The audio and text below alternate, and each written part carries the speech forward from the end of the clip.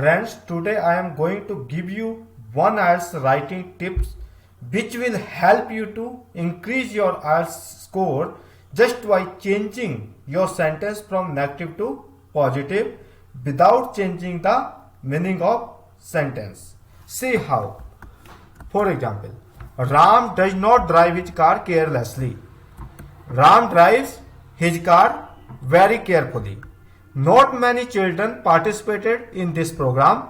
Very few children participated in this program. This shop does not sell expensive articles. This shop only sells cheap articles. See more examples. Anu is not as pretty as Jyoti. Jyoti is prettier than Anu. A jackal is not as clever as a fox. You can write a fox is clever than a jackal. He is not rude to anyone. He is polite to everyone.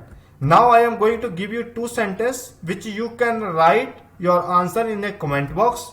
She never leaves her room tidy. Amol never refuses to help his friends. Comment your answer. If you have not followed my Facebook page IELTS and Visa Support, please follow it and subscribe YouTube channel. Links are provided in this description.